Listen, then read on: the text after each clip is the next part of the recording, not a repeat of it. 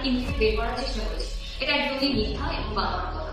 শাইলা সাথী এবং আরোহী মিম এই দুইজনের মাঝে ঝামেলা, শাইলা সাথীকে জুতা ছুঁড়ে মারছে। তো এবার এই বিষয়টাই ক্লিয়ার করেছে শাইলা সাথী, মানে এই যে শাইলা সাথী এবং আরোহী মিমের মাঝে যে ঝামেলা সেই বিষয়ে এবার মুখ খুলেছে শাইলা সাথী। হ্যালো গাইস, কেমন আছেন সবাই? আশা করি সবাই ভালো আছেন। So final back with another brand new video. তো গাইস, আপনারা কম বেশি অনেকেই শুনেছেন যে রিসেন্টলি একটা ঘটনা ঘটেছে যেখানে শাইলার সাথীকে জুতা ছুঁড়ে মেরেছে আরোহী মিম। হ্যাঁ, ঘটনা সত্যি। আমার অডিয়েন্স আছে, আমি হচ্ছে গিয়ে কাজ করতেছি, আমার ভিউ ব্যবসা দিতেছি, সো আমাকে বের করা তো ইজি না। এবং আরোহী মিমের দাবি যে প্র্যাঙ্কিং থেকে তাকে বের করে দেওয়ার জন্য উঠে পড়ে লেগেছে শাইলা সাথী এবং শাইলা সাথী তাকে হিংসা করে। তো আরোহী মিমের সাথে এই ঝামেলা নিয়ে এবার মুখ খুলেছে শাইলা সাথী। তো চলুন দেখা যাক সেখানে কি বলেছে শাইলা সাথী। আরোহীর উপর আমি পলিটিক্স করে তাকে ইনফেক্ট বের করার চেষ্টা করেছি। এটা একদমই মিথ্যা এবং বানোয়াট কথা। আরোহী সম্পূর্ণ নিজের ডিসিশনে চলে, ও কারো ডিসিশনে চলে না, এটা আর্থিক ভ্যানের ডিসিশনেও চলে না। ও মিরাজের সাথে কাজ করতে চেয়েছে, শুধু মিরাজের সাথে কাজ করেছে। ও এখন শুধু সাকিবের সাথে কাজ করতে চায়, শুধু সাকিবের সাথেই কাজ করে। এখানে কারোর কোনো ব্যক্তিগত মতামতে সে কাজ করে না, সে সম্পূর্ণ তার নিজের সিদ্ধান্তে কাজ করে। সুতরাং আমি কিভাবে তার সাথে পলিটিক্স করেছি এবং আমি কেন তার সাথে পলিটিক্স করবো? সে বরঞ্চ অনেক ভালো কাজ করছে, আমি আমার সেখানে প্রাউড ফিল করি, কারণ আরোহী আমার জন্য এবং আরোহী আমার থেকে অনেক বেশি সাকসেস। আমি ওর বয়সে স্ট্রাগল করছিলাম, আরো এই বয়সে অলরেডি অনেকটা সাকসেস। এবং আমার এই বয়সটা, আমি এখন 25 বছর বয়স, আমার এই বছর আসতে আসতে আরো অনেক বড় পর্যায়ে যাবে। আমি দোয়া করি অনেক ভালো কাজ করবো। আমার কখনো ওকে নিয়ে জেলাসি হয় নাই, কারণ ও আমার প্রতিদ্বন্দ্বী না। এখানে প্রত্যেকটা শিল্পী যার যার যোগ্যতায় কাজ করে, কেউ কারো প্রতিদ্বন্দ্বী না, কেউ কারো জায়গা নিতে পারে না। তবে হ্যাঁ, আরোহীর সাথে আমার বন্ডিং দুইবার খারাপ হয়েছে। একবার সেন্ট মার্টিন ট্যুরের সময় ও আমার সাথে যে কোনো একটা ব্যক্তিগত ইস্যু নিয়ে বন্ডিং খারাপ করেছিল, পরবর্তীতে নিজে নির্মাণ করে সরি বলেছিল, আমি আবার তার সাথে মিলেমিশে কাজ করেছি। এবং তার পরবর্তীতে যেটা হচ্ছে 2023 সালে মিরাজ এবং একটা দ্বন্দ্বের সৃষ্টি হয়েছে বিশাল বড়, সেখানে আমি মিরাজকে সাপোর্ট দিয়েছিলাম, কারণ টিমের অনেকেই তখন মিরাজের কথা বলেনি এবং ওর খারাপ সিচুয়েশন ও অনেকটা একা ফেস করছে। তাই আমি ওর পক্ষ নিয়েছিলাম, আমি আর্থিক ভাইকে বলেছিলাম ওর সাথে আমার একটা কাজ দেন, আমি ভাই বোনের গল্পটাও নিজে দিয়েছিলাম। এটা যদি মনে হয় যে আমি অন্যায় করেছি, আমার কিছু করার নেই, কারণ আমার কাছ থেকে সঠিক মনে হচ্ছে আমি তখন তার পক্ষ নিয়েছি। এটা তাদের ব্যক্তিগত ইস্যু, এটা নিয়ে আমি কোনো কথা বলবো। আমি একটা বিষয় একদমই ক্লিয়ার বলতে চাই যে বিষয়টা স্টেটমেন্টটা দেওয়া হয়েছে আমাকে নিয়ে, একটা 10-15 সেকেন্ডের একটা ভয়েস রেকর্ড, ওটা আমার কাছে স্টেটমেন্ট না, কিন্তু ওই ভয়েস রেকর্ডে টোটালি আমার স্টেটমেন্টটা চেঞ্জ করে দেওয়া হয়। আমার কাছে একটা সাংবাদিক ফোন দিয়ে বিভিন্ন ধরনের অভিযোগ আছে আমার উপর, সেখানে আরোহীর অভিযোগ আছে, এরকম কিছু কথোপকথন যখন আসে তখন ওই পয়েন্টে আমার আরোহীর নামটা আসে। আরোহীর বিপক্ষে আমার কাছে অনেক এরকম অভিযোগ আসে, আমাকে ওরা সবাই জানিয়েছে যে ও আমাকে নাকি নাইনটি প্রোগ্রাম শুনে আমি সত্যি অসুস্থ হয়েছিলাম মেডিসিনের সাইড এফেক্টে। তো বলেছিল যে আপনাকে অতিরিক্ত ব্যথার পেইন কিলার মেডিসিন দেওয়া হয়েছিল, এই জন্য আপনি অসুস্থ হয়েছেন। তো এই বিষয়টা আমি মনে হয় সমাজে জানি, আমি আপনি থাকে একবার জানেন, আর আমি আরেকজনকে শেয়ার করি যেটা সত্যি হতে পারি না। তারপর আপনি যখন আমি জানেন যে না এরকম কখনো হবে না, ওই বিষয়টা ওখানেই স্টপ। তো সাংবাদিকের সাথে আমার কথাটা এমন হয়েছিল যে আমি যদি বলে থাকি যে আরোহী আমাকে বের করার চেষ্টা করেছে, একটা প্রোডাকশন বয়ের কথার ভিত্তিতে আমি আপনাদের কাছে অভিযোগ করলাম যে আপনি আমাকে বের করার চেষ্টা করেছে, আপনি একটা এটার জন্য ইউজ করে দিবেন। আমি বলতেই পারতাম যে আরোহী আমাকে বের করার চেষ্টা করেছে এবং প্রোডাকশন বয় আমাকে বলেছে যে প্রোডাকশন বয়কে টাকা দিয়ে কিনে রাখে, মেকআপ আর্টিস্ট টাকা দিয়ে কিনে রাখে, এখন এটা সত্যি মিথ্যা আপনারা যাচাই করবেন, আপনারা ইউজ করে দিবেন। আমার আপনাদের কাছে রিকোয়েস্ট থাকে, আপনারা সাংবাদিক আমাদের বন্ধু, আপনারা আমাদের হয়ে কাজ করবেন, কেউ অভিযোগ করলে সেটা সত্য মিথ্যা যাচাই না করে ইউজ করবেন।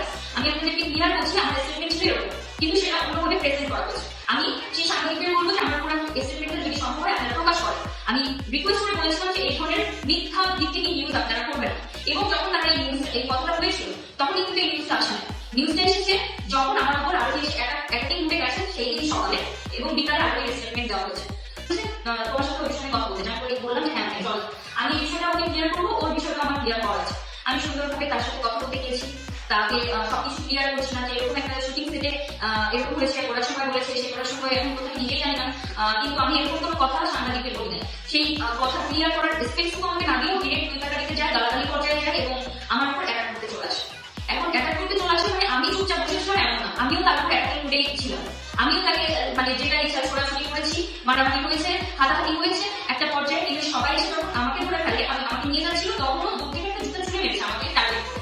এটা ছিল জুতা ছুঁড়ে মেরে, আমাকে জুতা মেরেছে এমন না, কিন্তু ওই জুতা ছুঁড়ে কেন মারলো ওইটার জন্য আমি এগেই নদীতে ফিরে আসি, ওখানে একটা লাঠিও মেরেছিলাম এবং কেন এটা করলো, কত বড় সাহস, আমি সিনিয়র এরকম একটা সাংঘাতিক কাজ করেছে, এটার জন্য আমি কিন্তু চুপ থাকি না। কিন্তু এই বিষয়টা আমি সামাজিক যোগাযোগ মাধ্যমে আনি, কারণ এটা আমার যেরকম অসম্মান, সেই প্রতিষ্ঠানের অসম্মান এবং এত বড় একটা জঘন্য কাজ যে করেছে আমি সেটাও সামাজিক মাধ্যমে আনতে চাই, কারণ এটা তার ডিসক্রেডিট, আমার না, আমি তার বয়সে অনেকটা সিনিয়র। এখন সে যেহেতু প্রাউডলি কথা সামাজিক যোগাযোগ মাধ্যমে এসে বলেই ফেলেছে, সুতরাং আমার বলতেই হচ্ছে যে এটা ডেফিনেটলি সে আজকে অনলাইন করেছে 5 বছর পর এই আরবি যে নিজেই রিয়েলাইজ করবে যে সে এটা রং করেছে, এবং সে একটা কথা বলেছে যে আমার অডিয়েন্স বোকা। আমার অডিয়েন্স বোকা না, আমি হয়তো বোকা হতে পারি, কারো অডিয়েন্সকে কারো ছোট করে কথা বলার রাইট নেই। এটা একটা আর্টিস্ট সত্তার মধ্যে পড়ে না। একটা সিনিয়রের গায়ে হাত তোলার জন্য সেটা প্রাউডলি স্বীকার করা, এটাও একটা আর্টিস্ট সত্তার মধ্যে পড়ে না। এবং এখানে টিমের পরিবেশকে নষ্ট করছে বা তাদের দ্বারা নষ্ট হচ্ছে, এগুলো যদি আমি বলতে চাই তাহলে ব্যক্তিগত অনেক বিষয় নিয়ে কথা বলতে হবে, এটা আমি বলতে চাই না। কিন্তু এতটুকু বলতে পারি, টিমের মধ্যে পরিবেশটা থাকা উচিত শান্তিপূর্ণ, ইউনিটি থাকা উচিত।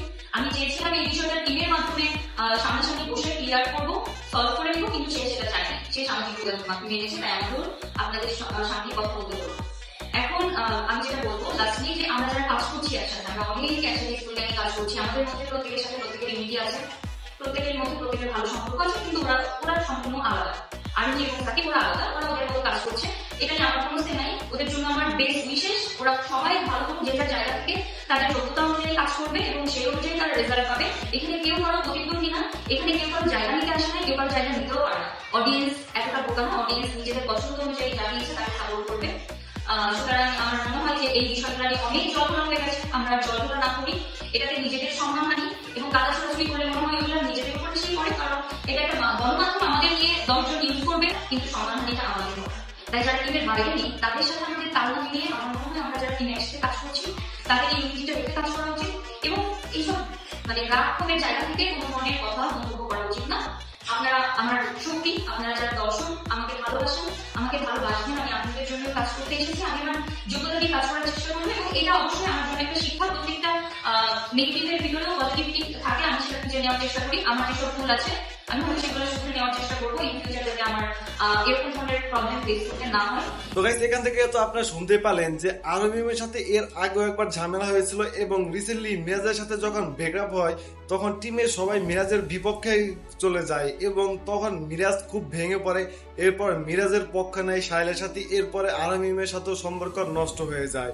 তো এরপরে মিরাজের সাথে আরবিম কোনো কাজ করতেছিল না, তো তার জন্য একটা নতুন গল্প দেয় কাজ করার জন্য, এবং সেইখানের পর থেকেও যেন আরবিমের কাছে শত্রু হয়ে যায় শাইলার সাথে। তো এরপরে থেকে শাইলার সাথীকে সে আরো দেখতে পারে না, এবং আরবিম বর্তমান কারোর সাথে কাজ করতে ইন্টারেস্ট না, শুধুমাত্র সাকিব সিদ্দিকী ছাড়া।